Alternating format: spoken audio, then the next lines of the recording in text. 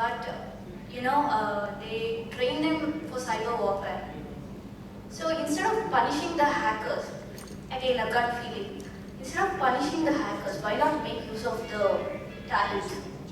I agree with you. I think the way we need to look at hackers is a little bit different. We should not look at the hackers as criminals. The reason is that if you look at the hackers of today, some of these guys like whoever came up with all those information which is not supposed to get public, etc., etc. Those are illegal and things like that.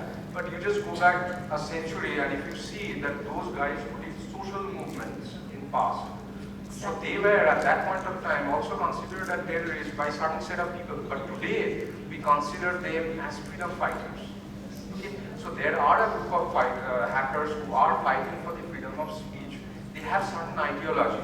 Okay? Now I personally don't believe in their route of the way, of the approach which they are taking. Okay, I believe we can take a better approach like that of say Gandhi. But in terms of the philosophy and the ideology, they are not like a terrorist. They are not like a bad guy. They are not like a criminal.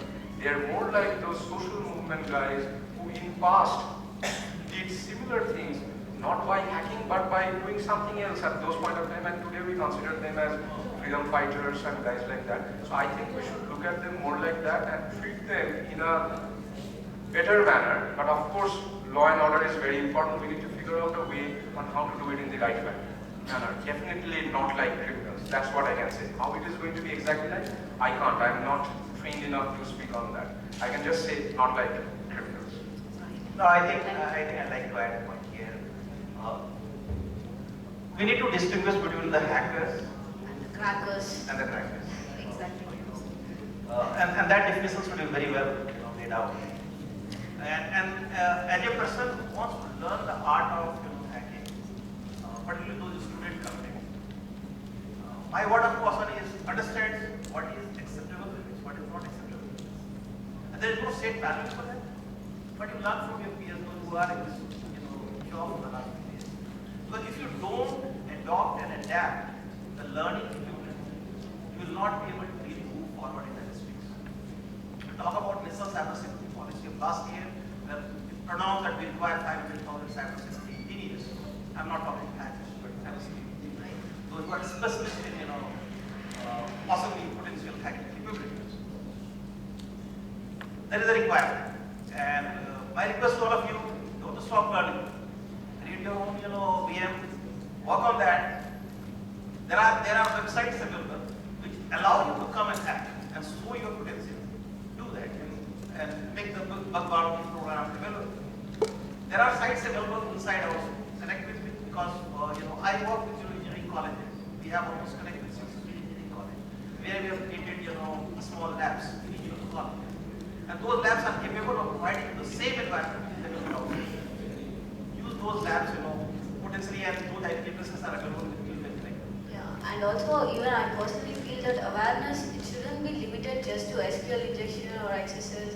As you mentioned, 0 days should be encouraged, and exploit codings, stuff like that also should be added to the awareness. I personally feel that. No, I think don't use tools. First, stop using the tools, create it. Right.